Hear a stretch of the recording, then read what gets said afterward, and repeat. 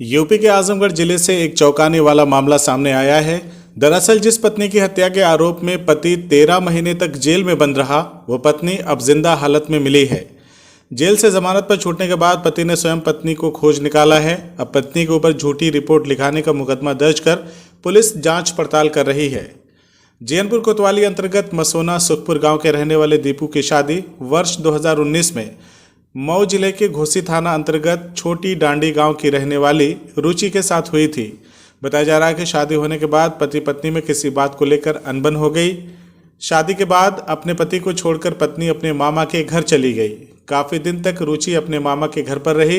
इस दौरान दोनों पक्षों के बीच पंचायत जुटाई गई। पंचायत में फैसला लिया गया कि रुचि अपने ससुराल में ही रहेगी।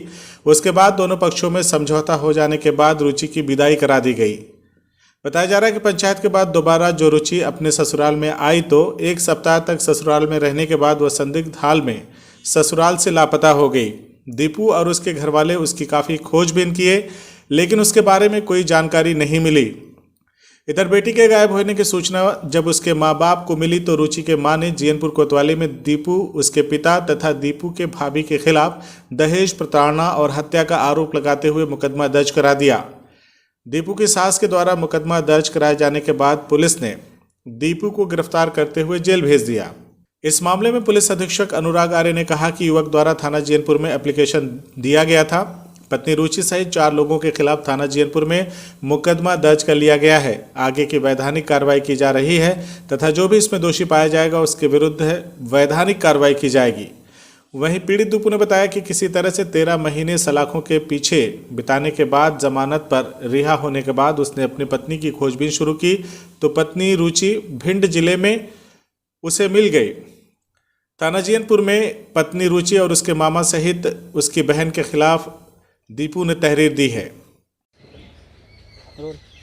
परिचय बताइए अपना। मेरा नाम दीपू है। दीपू जी कहाँ के रहने वाले हैं आप? हम मसोना के रहने वाले हैं और मेरी शादी हुई थी वहाँ छोटी डाड़ी में, मऊ में जो पड़ता है। और 2.5 महीने बाद मेरी औरत मेरे घर से गायब हुई है और अपहरण हत्या का आरोपी मुझे बना दिया गया। और उस आरोपी में हरिंदर दरोगा जो थे उस समय मेरे हलके के, और मुझे 11 दिन थाने पर रखने के बाद मेरी चालान कर दिए जेल में। और उसके बाद मैं 13 महीने बाद आया और 13 महीने के बाद मैं प्रयास किया और भिंड जिला से लड़की औरत जो है मेरी वो प्राप्त हुई। और थाने पे चंद्रशेखर यादव मेरे हल्का के दरोगा थे, वही लेके आए और गवाही दिलाकर छोड़ दिए उन लोगों को। क्यों छोड़ दिया, आप पता नहीं किया? नहीं पता क्या, अब उसमें कार्रवाई करना चाहिए था, लेकिन हमारे तरफ से कोई हिसाब नहीं हुआ कि मतलब वो जब मिल गई है तो हत्या के आरोपी मैं बनाया गया था तो उसको कार्रवाई करना चाहिए था, लेकिन कोई कार्रवाई नहीं हुई। और 498 का केस चलता रहा। केस लड़ने के बाद मैं जजमेंट मिला है, तब उसके बाद मैं थाने पे आया। थाने पे आने के बाद जब FIR दर्ज किया तो FIR दर्ज नहीं हुआ और SP के यहाँ मैं गया। SP साहब ने मेरी बात को रखी और ऑर्डर किए यहाँ पे और मुकदमा दर्ज हो गया। पत्नी पे मुकदमा दर्ज हो गया? हाँ, पत्नी है और उसमें मेरा ससुर और मेरी सास है और उसमें जो मेरी औरत का मामा है। जी, क्या चाहते हैं आप? चाहते हैं कि अब कड़ी से कड़ी सज़ा मिले। आज जो 13 महीने जेल काटा हूँ और ये हरिंदर दरोगा से और इन लोगों से मुझे इंसाफ मिले कि जो मेरा नुकसान हुआ है और मैं कैसे जी रहा हूँ, मेरी स्थिति देख के और मेरा जो भी कुछ था वो सब बिक गया है। और मैं रोड पे और मेरी माता और पिताजी जो हैं वो बीमारी से जूझ रहे हैं और बीमारी जूझने में जो दवा चल रही थी, कोर्स था, वो कोर्स टूट गया और उसके बीच में बहुत दिक्कत हो रही है कि मैं कैसे दवा कर रहा हूँ। अभी आप क्या कर रहे हैं? अभी यही गन्ना भाड़े पे जो गन्ना गाड़ी में लिया था वो तो बिकी गई, वैगनार थी वो भी बिक गया, खेत जाओ वो भी बिक गया और भाड़े पे लेके मैं जी खा रहा हूँ। जी खा रहे हैं? जी, तो हमें दिलाया जाए और जो भी नुकसान हुआ है हमारी भरपाई की जाए। हाँ साहब, हमारा नाम राजेंद्र गोंड है, जिला आजमगढ़, थाना जैनपुर, ग्राम मसोना। राजेंद्र गोंड हैं। हमारे बहू को उसका मामा भगा ले गया। उसका मामा भगा कर ले जाकर पता नहीं कहाँ छुपा दिया।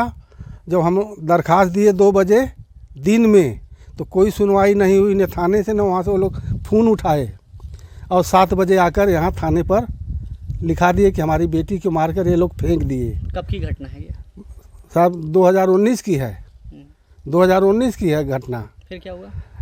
जब हम लोग वहाँ दरखास्त दिए और उसी रात को उसकी माँ 7 बजे आई और लिखा दी थाने पर, और आए हम लोगों को रात में पकड़ ले गए क्या लिखा दी वो?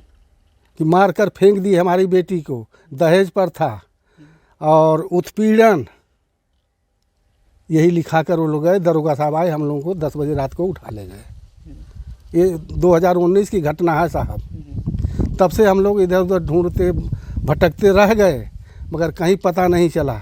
जब वो साहब यहाँ के लोग बदल गए तो जेल से जब छूट कर आया 7 बजे रात को यहाँ पर, वहाँ के लोग आकर उसको मारे और धमकाए कि फिर तुम मुकदमा करोगे, मुकदमा कितने दिन बाद लड़ोगे। जेल से छूट कर आए? 13 महीना पर साहब, वो 13 महीना पर छूट का आया लड़का। तो 13 महीने बाद फिर वो लोग घर पे आए? हाँ, घर पर आए।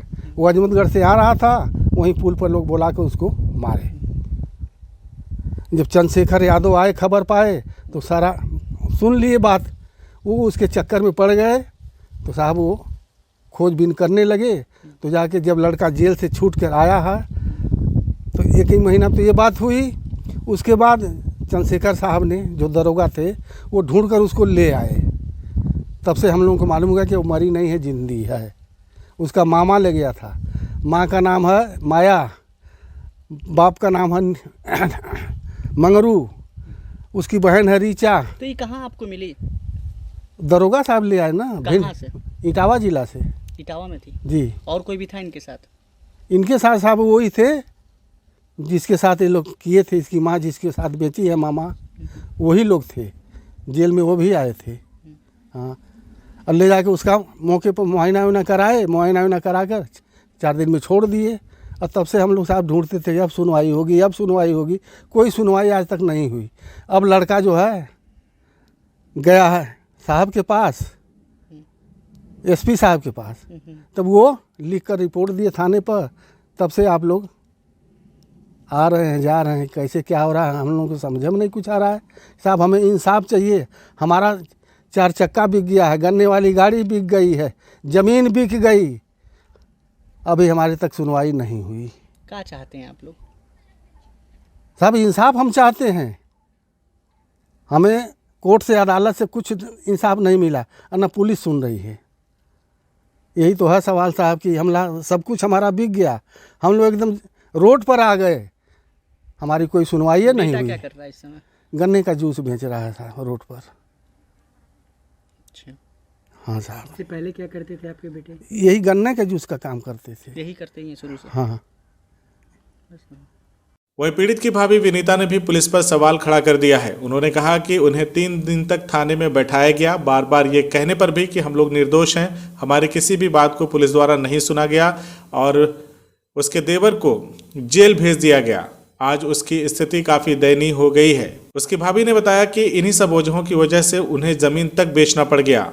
अब जेल से आकर दीपू गन्ने का ठेला चलाकर अपना जीवन यापन कर रहा है। क्या नाम है आपका? विनीता। दीपू की क्या लगती हैं आप? भाभी।